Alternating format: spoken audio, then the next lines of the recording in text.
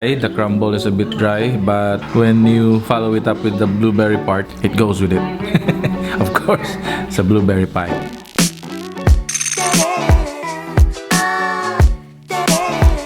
Welcome back, Filman, Santiago, and family once again. How are you? In this episode, we are going to duplicate actually what Ovens Rocky Mountain Bushcraft channel did in one of his videos. He made a blueberry pie or crumble. I just don't know if this will work out. I bought the ingredients that I saw from his channel. He got cooking flour, of course, and then granola bar and brown sugar, then butter and the blueberries itself. So he said it's yummy. What he did was yummy. So let's try it out. And we only need like a pan. I don't have a disposable one, so I'll just use what we have now here. And then we will mix it up. It's good to know that we have blueberry products here in the UAE. We don't have forest here. But this one that I bought from yesterday's grocery shopping is from Al Ain.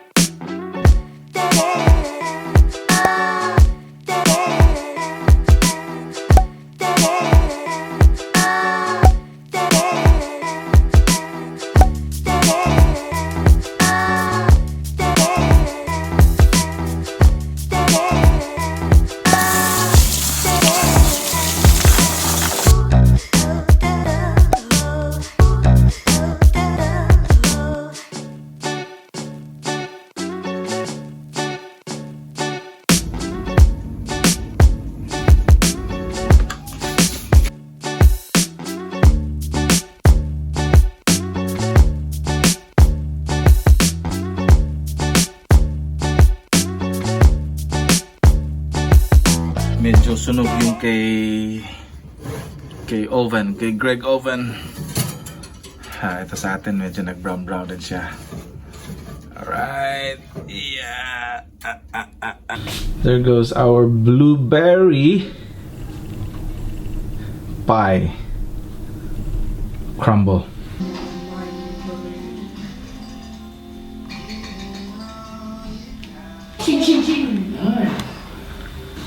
Ay, naman to.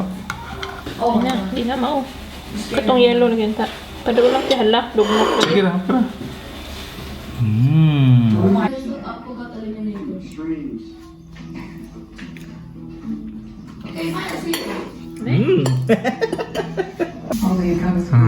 Tangan ako sana. One gold in the chest. One gold in the chest.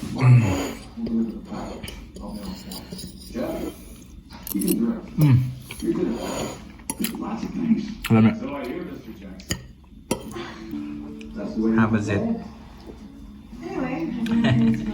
Kuya, come, let's eat.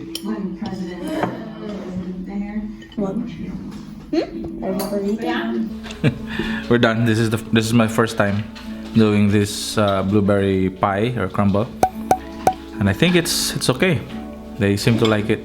When you eat it, it's a bit dry. The crumble is a bit dry, but when you follow it up with the blueberry part, it goes with it. Of course, it's a blueberry pie. Wait, no, not yet.